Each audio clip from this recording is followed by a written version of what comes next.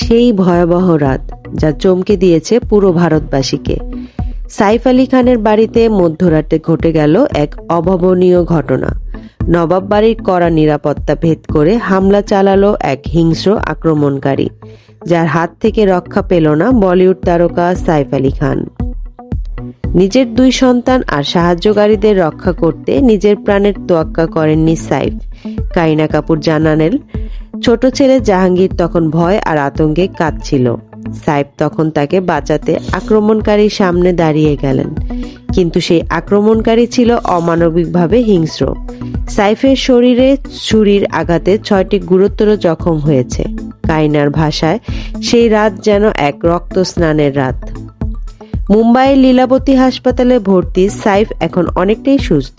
চিকিৎসকদের মতে শুক্রবার তিনি হাঁটারও চেষ্টা করেছেন, যদিও পুরোপুরি সুস্থ হতে এখনো সময় লাগবে। এই কঠিন সময়ে কারিনা কৃতজ্ঞতা প্রকাশ করেছেন সকল অনুরাগী ও বলিউডের সহকর্মীদের প্রতি। শাহরুখ খান, আলিয়া ভাট এবং অন্যান্যরা যে সহানুভূতি দেখিয়েছেন তার জন্য ধন্যবাদ জানিয়েছেন কারিনা। এই ঘটনা যেন একটি স্মৃতি হয়ে থাকবে, কিন্তু সেই রাতের দুঃসহ অভিজ্ঞতা ভুলবেন না কারিনা এবং তার পরিবার। এখন শুধু অপেক্ষা, কবে আবার হাসি মুখে পরিবার নিয়ে স্বাভাবিক জীবনে ফিরবেন সাইফ আলী খান।